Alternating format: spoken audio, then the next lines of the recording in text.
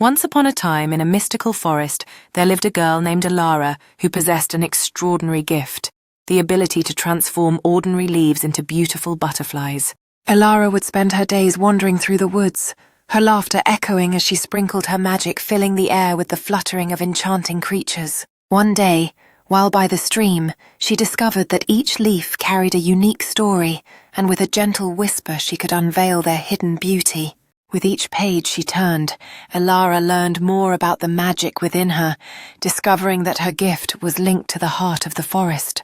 Realizing that her magic could bring joy beyond the forest, Alara made a brave decision to share her gift with the villagers, hoping to restore their happiness. As she arrived, the villagers watched in awe, and with a flick of her wrist, she turned ordinary leaves into stunning butterflies that danced through the market like living jewels.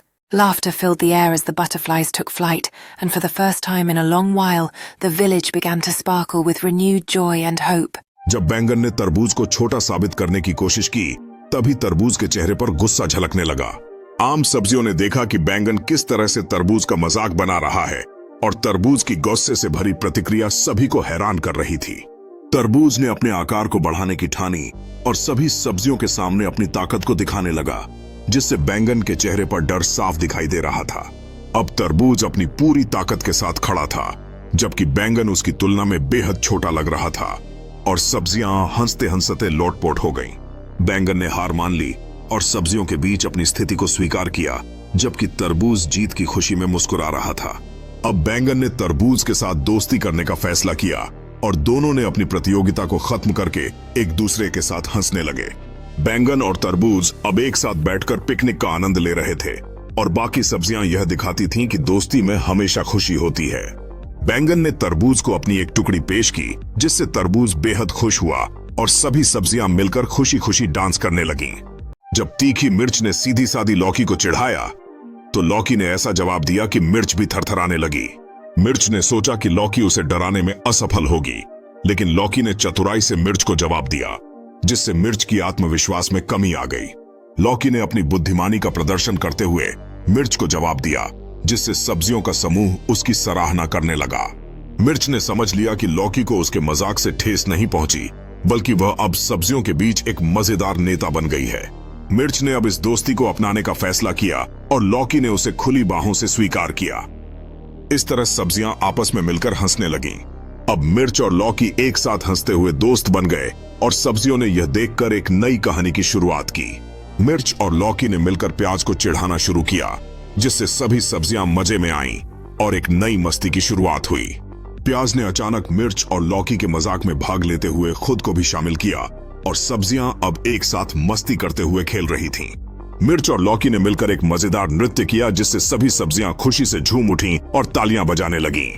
Chocolate और गुलाब जामुन की आपस में मुकाबले की कहानी शुरू होती है, जब दो दोस्तों ने एक रेसिपी प्रतियोगिता में भाग लेने का फैसला किया। दोनों दोस्तों ने रात भर मेहनत की थी, और अब उनके सामने निर्णायक क्षण था, जब उन्हें अपने अपने पकवान को पेश करना था। जजों ने पहले चॉकलेट का स्वाद लिया, और उनके चेहरों पर खुशी देखकर दोस्तों की आत्मविश्वास बढ़ गया। लेकिन जब वे गुलाब जामुन का स्वाद लेते हैं, तो उसकी मिठास और रसदारता ने सबको मंत्रमुग्ध कर दिया। आखिरकार जजों ने गुलाब जामुन को विजेता के रूप में चुना, जिससे दोस्त की खुशी का ठिकाना न रहा। इस अनुभव ने उन्हें यह सिखाया कि मुकाबला होना कभी कभी मजेदार होता है, और मिठाई के प्रेम ने उनकी दोस्ती को और मजबूत बना दिया।